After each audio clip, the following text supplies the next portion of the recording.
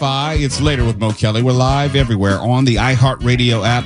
We have a huge show for you tonight. So much going on.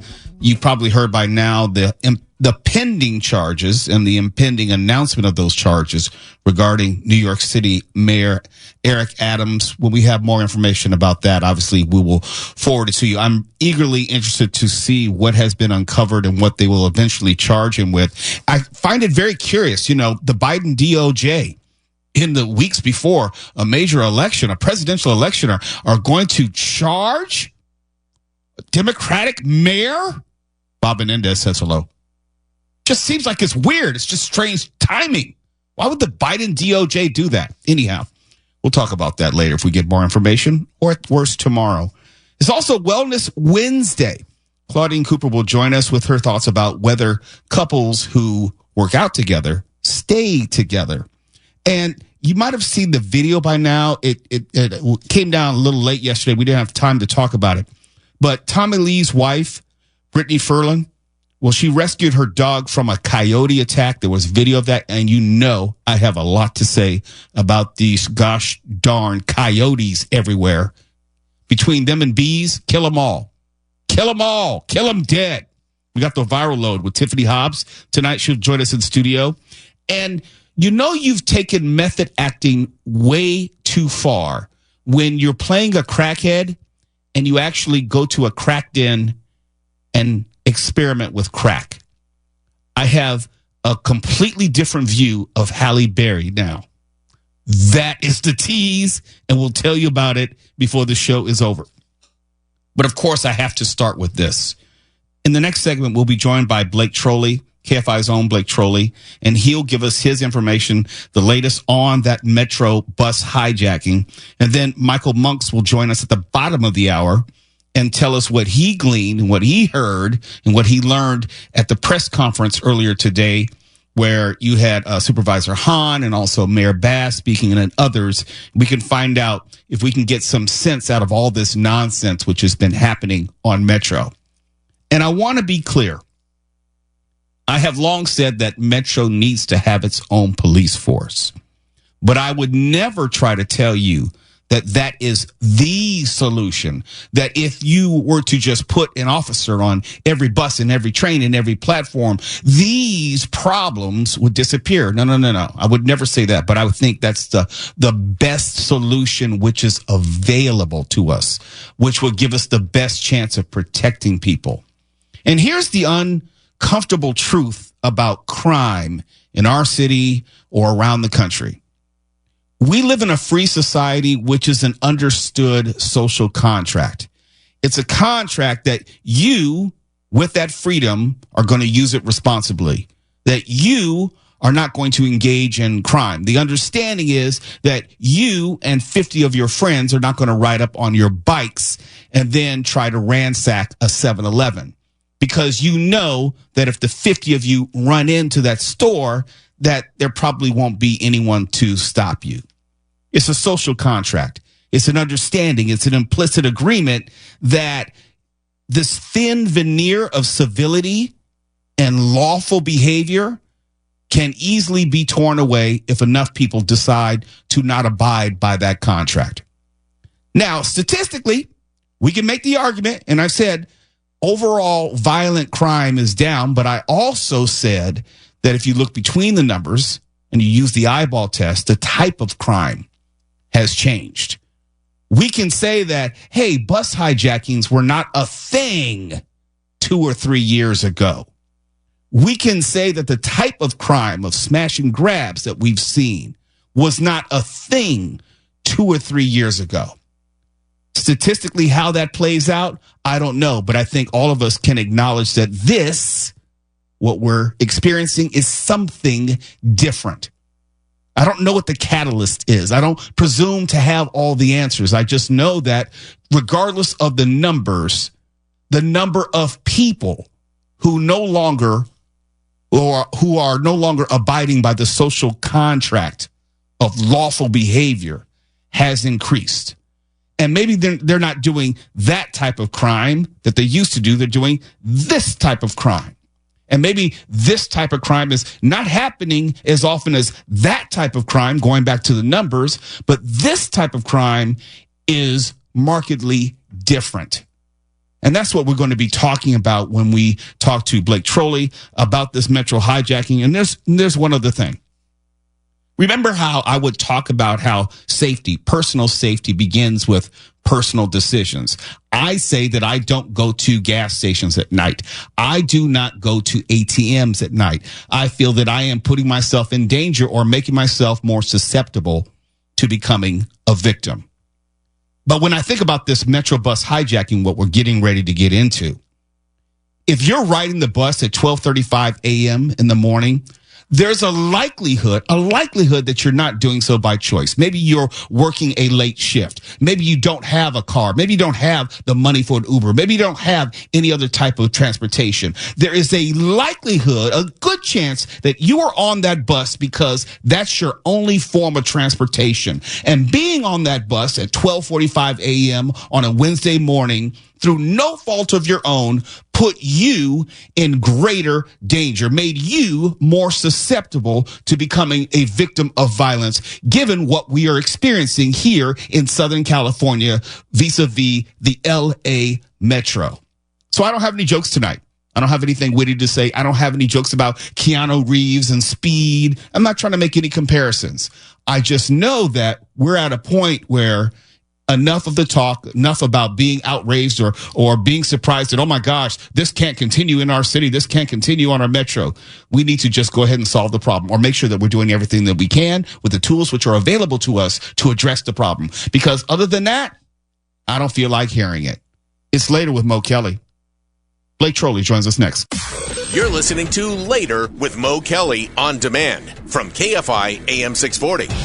It's Later with Mo Kelly, and now Blake Trolley, as we're both live everywhere on the iHeartRadio app. By now, you should know that one person was fatally shot when a Metro bus was hijacked with passengers on board and then pursued by police from South LA to downtown LA early this morning. And Blake Trolley, you have been all over this story. First, let me say good evening, but do we know any more now about what happened and why it happened?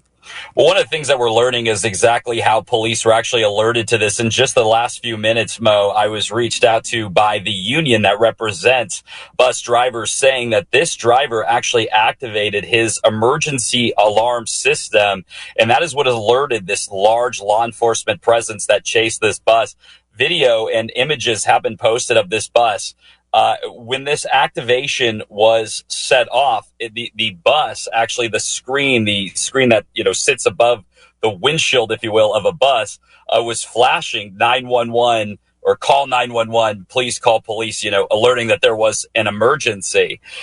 So we now know a little bit more on how police were actually alerted to this bus. What we're trying to figure out is exactly how this situation escalated. What we do know is that down in South LA on Figueroa, a guy did get on a bus. He was armed with a gun. We're told that he would not let the driver leave and that he had the driver continue driving from South LA. At one point, he was down by the 105 all the way back to downtown. What's unclear is where on this journey did this guy fire and kill one of the passengers that was on this bus. Keep in mind that part of the timeline that we're trying to figure out is, did this shooting happen and then the bus was hijacked? Did the shooting happen as the bus was hijacked? And one of the key details that may give us some hints as to what happened here is that we're told there were several people actually on the bus, and LAPD had confirmed with us this morning that as the bus was heading through South LA, several people were actually seen getting off the bus.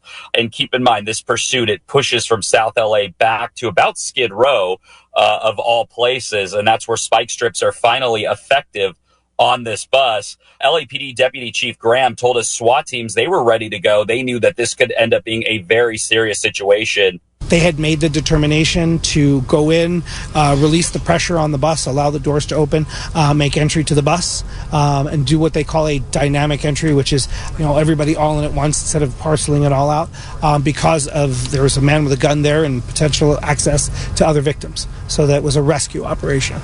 So they deployed on the bus. They used distraction techniques. made their way onto the bus. My understanding is that the suspect immediately surrendered as soon as SWAT assets entered the bus, so there was no altercation.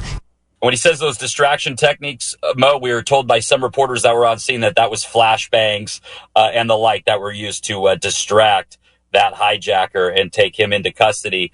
There was one other person on board that those SWAT members were able to save.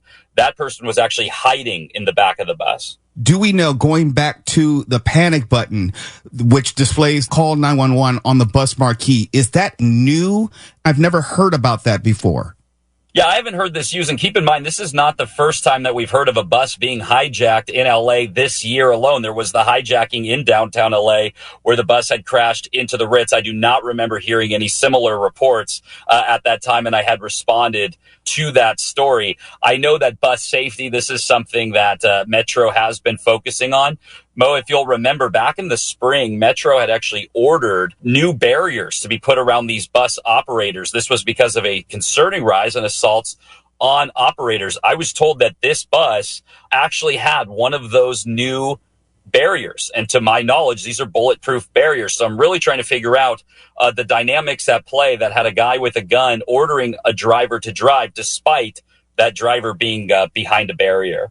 Metro did release, or Metro's latest crime stat release, they did show an uptick in operator assaults from May to July. July is the latest numbers that we have. There were 11 operator assaults in May, 23 in July. And in this same report, they said that some of these tactics that people are using to assault these operators are punching, slapping, spitting, brandishing a gun, and using objects. So, this attack on operators is obviously something that Metro is grappling with as they see these rising numbers.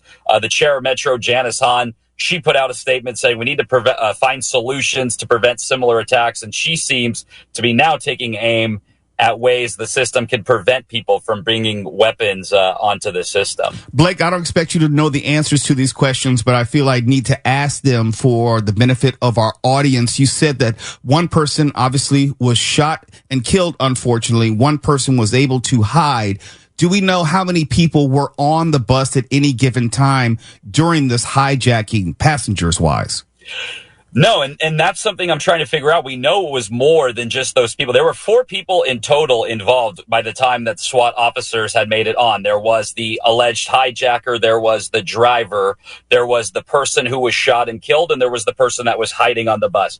So the latest official number we have is 4, but as we heard from officials this morning on the ground was that there were other passengers in the beginning of this, especially as police initially began to respond to this, that were seen getting off the bus. And when you think about the way that this chase started, we're trying to get a timeline of when these people hopped off the bus. It could have very well been this kind of buffer moment where police were trying to communicate with the hijacker using PA systems. And at one point, the bus just kind of slowly takes off. And that's where we see this slow pursuit. Video of this pursuit was posted online. Street People of LA's got a great clip. You see this bus just kind of slow rolling from South LA into downtown, and a just parade of police cars just kind of slowly following behind. You make mention of the previous bus hijacking, and I know that you may not have specifically interviewed Metro bus operators, but I wonder if there will be a willingness for Metro bus operators to speak out going forward and give their thoughts about safety or lack thereof while operating these buses, because to your point, the assaults have increased by Metro's own internal data. I would have to assume that they are more concerned than ever before about their own safety. Have you had any discussions with Metro bus operators up until this point? Yeah, so I spoke with the union about this, and keep in mind that when that original hijacking came out in the spring, the union had put out a statement essentially calling on Metro for more action. The statement that I got from the union today, and a lot of what they had told me was that this really reiterates the need for some of the action that they've called on Metro to take. I didn't see any specific new demands in with the union, at least at my first glance at this email. But here we go. I'm going to go through it right now. Again, this same email is where we find out that the driver used that emergency system. We did not know that as of this earlier this morning through police. It says this grave incident emphasizes the continuing safety concerns that our members have raised and that we, your general committee, have vehemently expressed to Metro management. The protection of our members remains the very top priority of your union. In this regard, we have been the thriving force in Metro's decision to install protective driver barriers aboard the buses.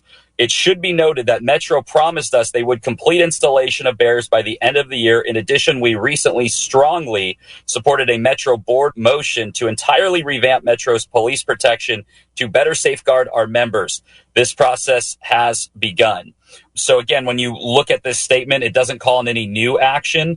What I'm going to be curious to see, Mo, is, okay, we've kind of heard this initial statement from the union. Are the drivers going to reach around their union and maybe hold one of their own events where they'll speak to the media and try to get some of this out as we hear not only about this report, not only about the last hijacking, but then, the numbers that we provided there through that Metro report. Thank you, Blake, for staying up on this story. It's Later with Mo Kelly, KFI AM 640. We're live everywhere on the iHeartRadio app, but we're not done with this story.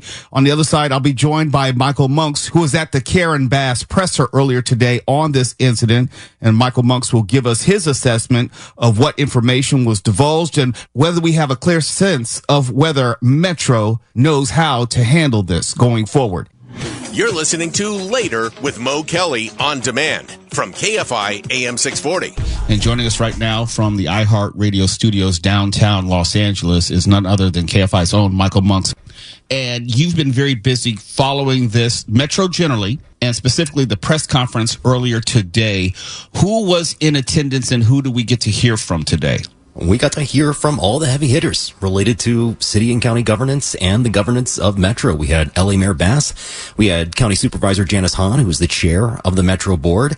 We had an assistant police chief, and we also had the CEO of Metro, Stephanie Wiggins. So we expected a pretty significant statement or announcement about what transpired, the tragedy and crime that occurred this morning. Didn't really get the sense that that's what happened, though.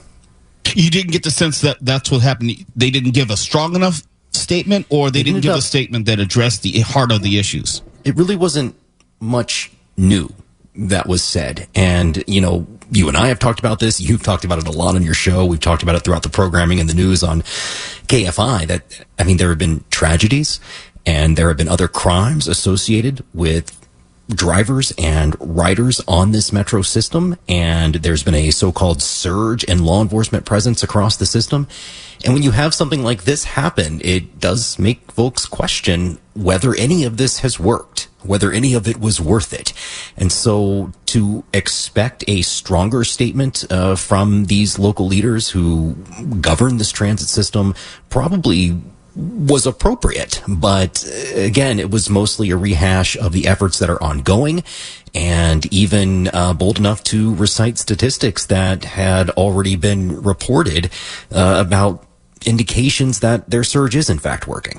I have a question, and this is somewhat philosophical, somewhat rhetorical, but hear me out. If they have a stronger statement, who is the intended audience? Who are they asking for help from? Who are they mad at as far as not getting things done? If you have the mayor, you have the CEO of Metro, you have the chair of the Metro board, and they're saying, and I would say in so many words, paraphrasing that, we need to do more. This is unacceptable. We can't have this happen on public transit. And we all agree, but who are they telling that to? Because they are the leaders who are responsible, in charge, and empowered to do something. I asked that very question. I got called on in the presser this afternoon at Union Station, even when as far as what you just did, identifying them by their titles and the role that they play in the governance of Metro, and noting the fact that there is a Metro board meeting tomorrow. And I asked, what will you do tomorrow that's not currently on the agenda related to the incident today, and in an attempt to further prevent similar incidents from occurring? And none of the elected officials or the CEO of Metro took the question. Instead, they brought up one of the security officials with Metro, who's a good guy, always willing to talk and explain their strategies and their results, and was a focus of my interview last week about the statistics related to the surge. But that ended up just being a recitation of the statistics related to the surge, highlighting that there have been successes, and there have been, based on the data. But one key point of that data, Mo, is that the number of attacks against bus operators has actually gone up since that surge started. This surge where there's supposed to be more law enforcement people present, more security officials present, more ambassadors present. More bus drivers have been victims of crimes while working than they were before that started. Let me go back to the actual hijacking that took place early this morning. We know that in the bus in question had the new protection, the bulletproof divider, which is supposed to separate the bus driver from any would-be assailant. Do we know whether the bus driver was trying to protect passengers by going along with the hijackers' demands to keep the bus going forward? Some of those questions were shouted out. We did not get a lot of specific details about what transpired on that bus from the time that this alleged hijacker got aboard in South LA, and even during the hour-long slow-speed chase that led to the Arts District here in downtown LA. The police are holding that still close to the vest. They did identify the suspect as Lamont Campbell, a 51-year-old guy from here in LA. But beyond that, nothing about why he did it, nothing about what might have precipitated the actual shooting that took place. We don't want to lose sight of the fact that this was another deadly tragedy that took place on Metro, a passenger shot and killed. We don't know the circumstances of that. What we know about that barrier, and I heard Blake talk about this too, is that these are supposed to be in all the buses by the end of the year. And today at the press conference, the local officials noted that that barrier is what kept that driver in control of the vehicle. But as far as any dialogue that was taking place on the bus, they haven't released that to us publicly yet. Speaking of releasing information or evidence, has there been any discussion about whether the video of what transpired would be made available to the public and press at any later date? It's public property, so the answer is that yes, that should be accessible at some point. A lot of times when these investigations are ongoing, it takes a little bit longer to get those things, but you can bet there are requests out there already to obtain those things. Let me be very cynical, sarcastic, and a smartass for a moment. So is it fair to say that if someone is shot and killed tonight on a bus, there will be another press conference in which we won't get any specific information, nor will we get any clarity on what will be done to prevent the next one? It's a fair question, and I think, if I put on my analyst hat as a journalist, as a resident of Los Angeles, and as a customer of Metro, I think what you're seeing are these agencies. This agency, it's governed by representatives from other agencies, the city, the county, other cities, and Metro itself. And these are all organizations that have taken positions on a variety of societal problems in our region, whether it be homelessness, drug addiction, housing insecurity, and other criminal activity, mental health issues. And because of that, when they come out and say, look, we've got problems in this society that's impacting Metro, well, they are also the ones charged with addressing those issues in their other capacities as well. So it's a lot of circular finger pointing that's polite.